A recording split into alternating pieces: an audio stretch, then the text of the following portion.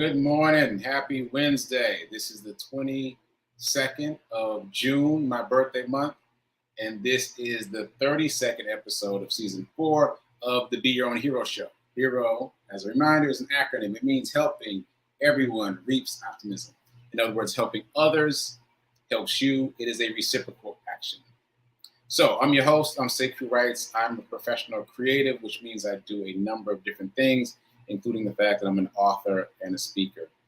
And I'm the creator of the Hero Ministry Movement. That's what we're calling this whole thing that encompasses all the things that I do now. That's my effort to uplift and inspire people in general and the unhoused community in specific. Join me here Monday through Friday at 8:45 a.m. Central Time, where I am talking about being my own hero. I'm not sure, there's a noise happening in here. I don't know if you guys can hear it. I'm like trying to figure out what the noise is. Anyway, join me here Monday through Friday, 8:45 a.m. Central Time, to hear me talk about being my own hero. And shout out to New Thought Media Network for this platform. I appreciate it. Okay, so all that said, I'm going to move quickly after I do my disclaimer, I'm going to move quickly through the show because I got a lot of things I want to talk about. So quick disclaimer, I am not a personal trainer, nor am I a financial advisor. So do your own due diligence. Do your own due diligence. Okay, so that said, let's jump into it. Hero Ministry Movement news. Today is day 387 of my run streak. And by the way, I got to give myself the fireworks because this is a triple anniversary month. Just a reminder, triple anniversary. It's my personal anniversary, meaning it's my birthday month. It's also the anniversary of the Hero Charity Run, because I've been doing this a year. I started on June 1st of last year. And it's also the anniversary of this show, the Be Your Own Hero show, which I started a week after I started the charity run. So, triple anniversary month, let's go. Okay, that said, once again, today is day 387 of the Hero Charity Run, and I'm going to play today's run report from earlier today. And give me 1 second while I navigate. Here we go. Good Hero Charity Run, day 387. 387. I've been running every day, at least a mile a day, for now 387 consecutive days in a row. In the process, I've raised over $7,000 for 10 different charities and causes, and now we are on number 11. Let's go. We're helping Back on My Feet, a nonprofit that teaches the unhoused community how to fend for themselves by running and improving their lives through running. All right, link is in the bio. The link is herocharityrun.com, herocharityrun.com. We are at 18% of my goal for the month of June. Let's go. Let's raise this money. Let's help these people. Let's make an impact in someone else's life. Ashe. All right, that's it for today. No real run story, except I ran into Slugger. I call her Slugger because she carries a big aluminum baseball bat, and I make sure that I make eye contact with Slugger before I pass her. So, funny story. All right, keep doing. Let's go.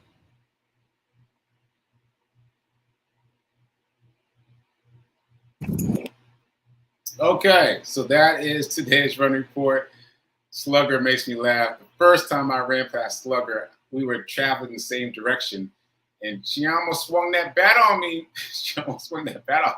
So these days, when I see her out there, I navigate myself so that she sees me on the approach. I'm not playing with her. Ain't nobody playing with Slugger out here. Okay, so that is today's run report.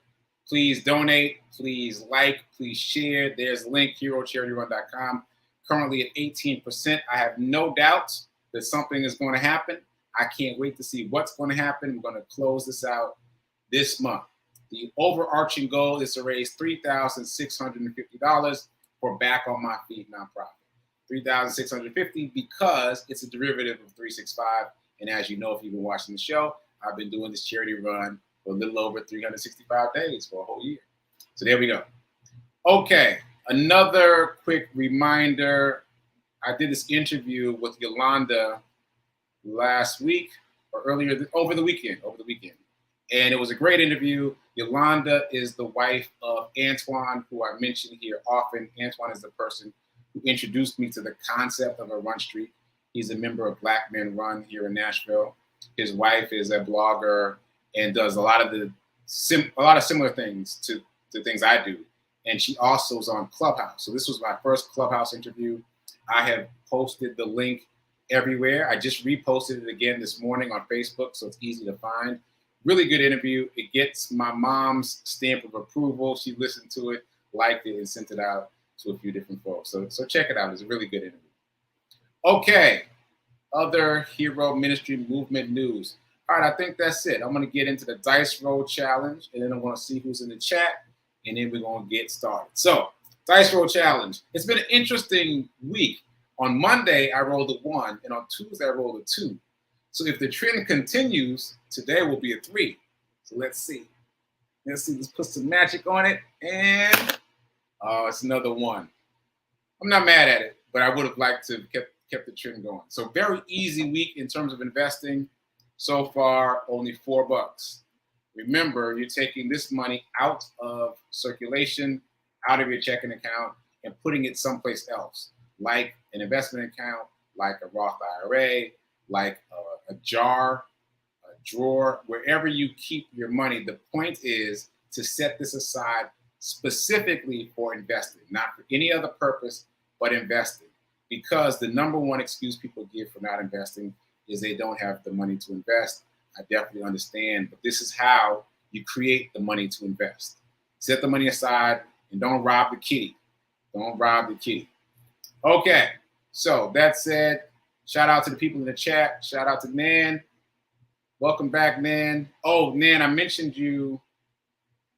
The Monday episode was about your question about cryptocurrency. So you might want to check back for that if you missed it.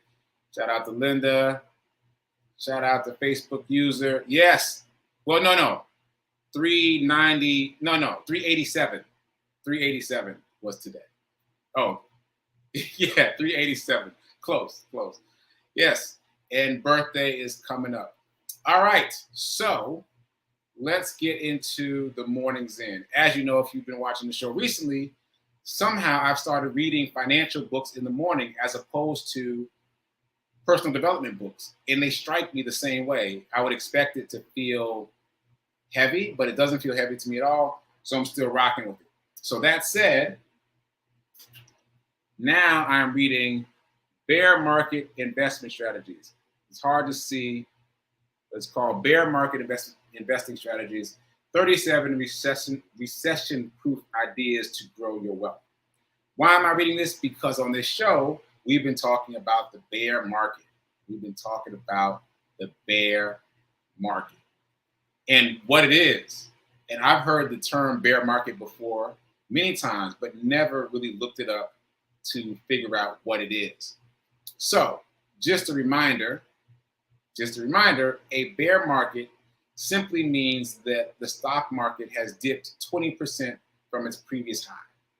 So basically it's 20% down, right? And now just having defined it, it feels much less scary. There is a quantifiable number associated with a bear market. Okay. So anyway, before I get into that, let me read what I was going to read from this book. It's very simple. Actually, I have it written down here too. Having cash during bad times is a huge advantage. Having cash during bad times is a huge advantage. Having cash during bad times is a huge advantage. Now, this is not to be confused with your investment kitty. That is for investing. But the point of this passage of the book is that when bad times happen, when there's a bear market, when there's a deep bear market, when there's a recession, you need to have cash on hand to buy assets. That's the point of the book. To buy assets, not to buy milk and bread, to buy assets. Because, should I complete that thought now? Yeah, let's just go now. Because that is the point of buying low. The point of maximum fear is the point where you actually buy low. That old adage, buy low, sell high. No one talks about where the buy low point is. The buy low point is very uncomfortable, which is why we have to do so much work on our mindsets. The buy low point is when we are in a bear market, a deep bear market. A deep bear market is 50 to 60% down. Or a recession, which is a deep bear market for a long period of time. These are very uncomfortable situations to be in, not only for yourself personally, but for everyone around you. It's going to be saying, you got to sell, the sky's falling, it's different this time. All those things. You have to have the mental fortitude to withstand all of that and understand that these experts, these people who are talking about what to do in a recession, are saying, buy. That's when everything is on sale, right? So the point of this passage that I just read, having cash during bad times is a huge advantage. It's not about buying milk and bread. It's about being able to buy assets when the price is its lowest. So not only did I get that from this book, I also got it from a podcast I was listening to while I was running today, and it's about the recession. So literally, in case someone wants to do what I did, what I did is I went to a podcast app on my phone and I typed in the word recession. And I've just been listening to different one-off podcasts about recessions. And you will learn so much. And sidebar, there are so many things that happen in the world that we have heard of, that we know about, but we haven't studied. And once you start studying them, they become less dangerous to you as you learn more about them. Back to my alligator analogy. I won't say it again, but hopefully everyone has seen the video of the golfer with the alligator. That's all I'm gonna say. Hopefully you've seen that so you get the reference. Alligator theory. Let's just call it alligator theory. The more you know about something, the less dangerous it becomes. Okay, so that said, I want to recap some of the things that we've discussed recently that were mind-boggling to me and perhaps to you too. So the first is, I never knew what the Fed was. So the Fed is basically the central banking system for the United States. The central banking system for the United States. Now, the Fed is charged with reducing inflation, right? But the thing is, the Fed has an acceptable range of inflation that is from 2 to 6%. That is crazy to me. They're not trying to get to 0.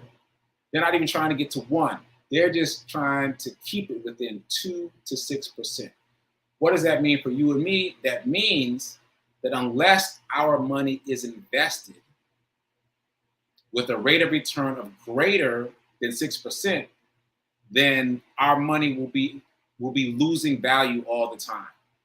Because again, the low point for the Fed is 2%. So let's just calculate from the low point.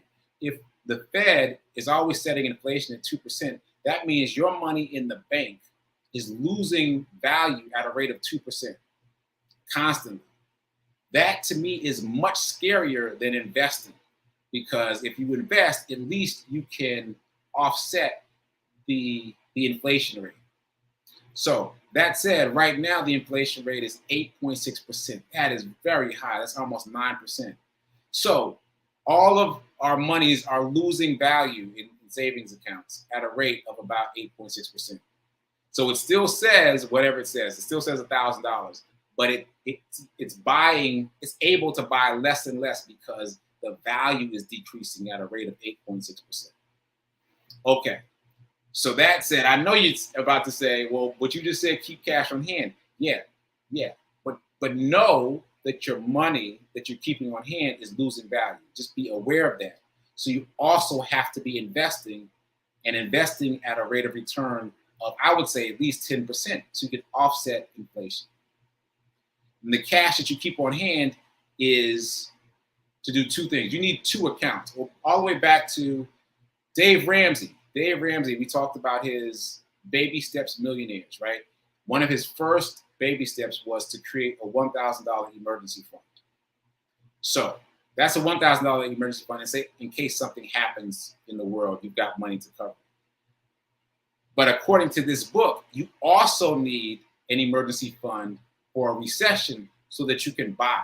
So let's just think about it as $1,000 for emergencies and another $1,000 to buy when the recession happens. Because a recession is always coming, right? There's always going to be another one. We're never done with recessions. So the point is, save up to buy during a recession. And I know that that is a very serious mind twist. That's not the way we think about recessions. That's not what we think we're supposed to do in recessions. But the information has been repeated over and over again in this book, in these podcasts, and other sources. Life-changing wealth is built during recessions. Okay? Anyway, I got sidetracked. So let me recap again the things that we've learned. So the Fed keeps a range of 2 to 6% on inflation. And that's comfortable for them. They don't worry about inflation until it goes over 6%. I still can't believe that. They're not worried about it until it goes over 6%. And they're worried about it now, obviously, because it's over 6%.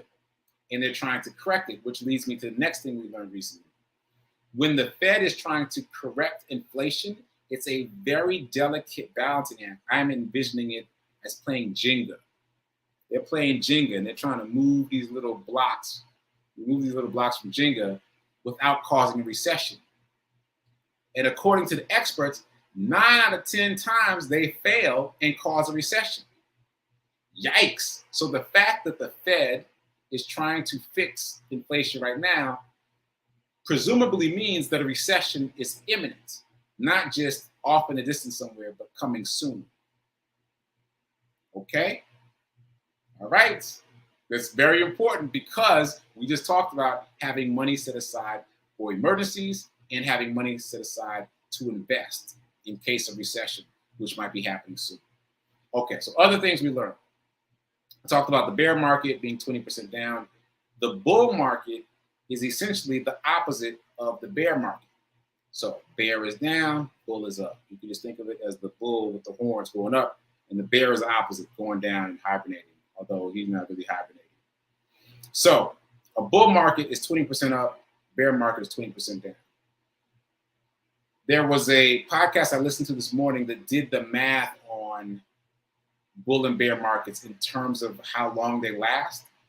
And this will really shock you. Okay, the average bull market, and I don't think I defined it other than percentage. So bull market is 20% up. But yes, that means things are doing well. Stock market is doing well. You're making money in the stock market. Everybody's happy because it's all good. The average bull market lasts 4.5 years. In that period, the average yield, the average return on investment, the average increase in your investment is 155%. Double your money plus half, right?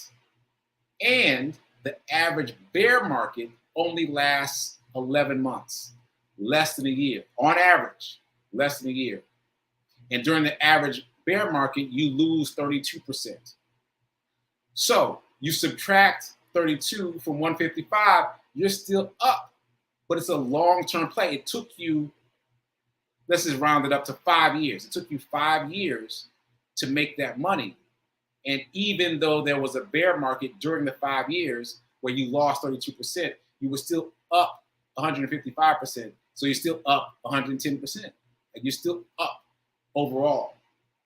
So the point is, you got to buy and hold for long term. And obviously, you have to buy and hold the right things for long term. But the underlying point I'm making is that you have to be careful where you place your fear. All of it's scary. Jim Rohn says famously, all of life is risky. Stepping out the door is risky. Getting in your car is risky. It's all risky. But be careful where you place your fear, because we have been taught to place our fear on investing. Like, don't invest. Don't get in the stock market. It's scary. Meanwhile, there is the reality that if you leave your money in a checkings or savings account, it's losing value at a rate of 2 to 6% guaranteed. Guaranteed. At least 2% guaranteed, right? No question. So at least if you invest it, you can offset that. So in that case, in terms of fear, you want to place more fear on leaving your money where it is and not maintaining its value versus investing. Okay. All right. I know I'm saying a lot of things, but I'm excited about this information and this quantifiable information. So I'm just going to give you the quantifiable information again. Yes, we are in a bear market right now, which means the market is 20% down right now. That's happening out there in the world. But it's only 20% down. It's not 50% down. It's not 60% down. It's not a deep bear market, which the experts say is what we're waiting for to be able to buy back into the market. Okay, so average bull market is 4.5 years. Again, in 4.5 years, it will return about 155%. Average bear market, that's the down market, averages a little bit less than a year, about 11 months, and down 32%.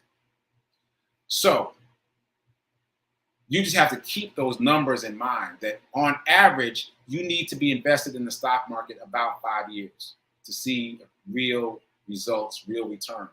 And you need to be unafraid of the bear market because that's your time to buy low. But you just got to make sure you're buying the right things. You got to make sure you're buying the right things. And what have we learned about that? We've learned to ride people's coattails. Stop trying to figure it out. Stop trying to hope and pray and guess, and just ride people's coattails. The vetted financial instruments are the ones that are safest to buy. The Dow, the S&P 500, the NASDAQ. Those three, just those three alone, are enough to give you, 630 stocks to play with that are already vetted. So don't be out there guessing, okay? The point is knowing as much as you can know and investing your money in the place where you know that you'll get a return. Okay, so I feel like I talked about a lot of different things. So I'm gonna slow down and check the chat and see how we're doing. But again, I'm excited about the fact that all this stuff is so quantifiable. All right, so let me jump in the chat. Okay, Nan's saying she's gonna check out Monday. Yeah, check that out. Okay. Good morning, Simone. Yeah, see, y'all are kind of quiet. So just to recap, and then I'm gonna close out because I feel like I'm going too far in. Just to recap, the banking system for the United States has accepted that inflation is going to be 2 to 6%. That means that your checkings, your savings is generally losing value at a rate of 2 to 6%. So what costs you, well, how to put that? So the $1,000 that you have in there right now will buy you much less than $1,000 worth of goods and services soon come because it's losing value, right? Now, that said, even though it's losing value, you need to keep some on hand. Dave Ramsey says $1,000 for emergencies.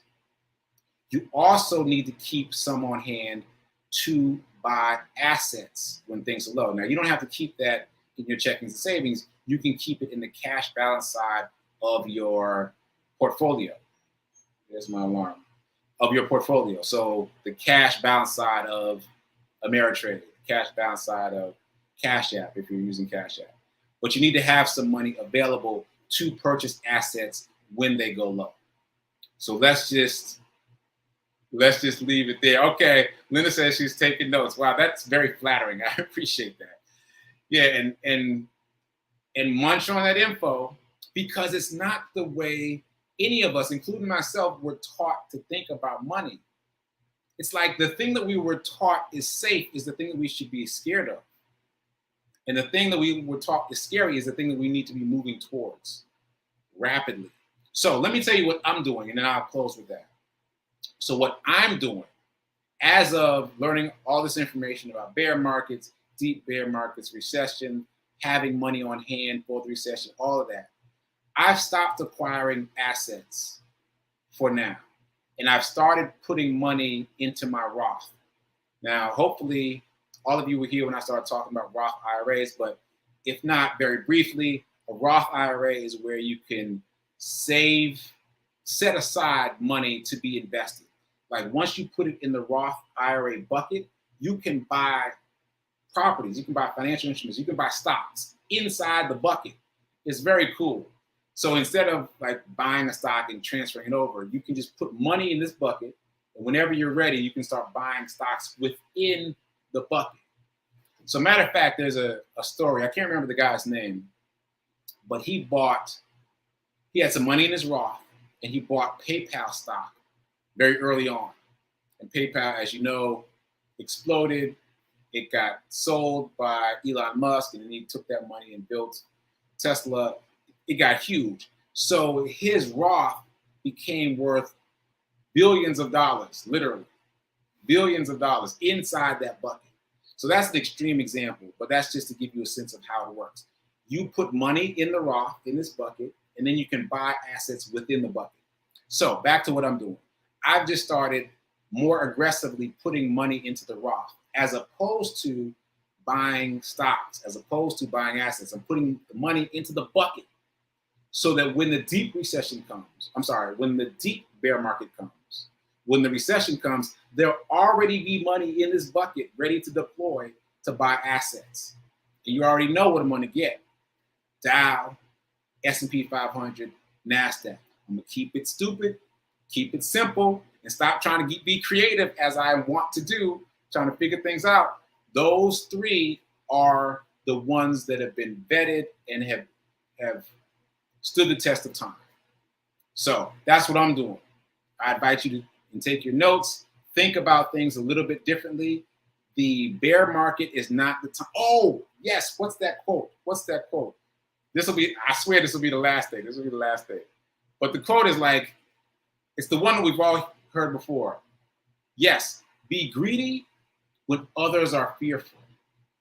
Be fearful when others are greedy. We can apply that easily to cryptocurrency because I got caught up for sure. When others are getting greedy and getting hyped, that's the time you need to step back. When there's all the euphoria about something, that's the time you need to step back. Be fearful when others are greedy. Be greedy when others are fearful. That's how you change your financial fortune. Okay, so that said, now it's time for prayer time at 10:15 Eastern time. And then after that, at 10:30 Eastern time, it's time for Sit with Rev Melissa. And until next time, until tomorrow, keep doing. And in this case, doing means studying. Don't just wait for me to talk about it. Go study these things. Study the recession, study bear market, study deep bear market, study the Fed. The Fed, I still can't get up that. Study the Fed, study. So keep doing, be a hero, be your own financial hero, and remember that now is better than perfect in all things, but especially in terms of investing. You need to start investing right now. So all that said, I'll see you tomorrow.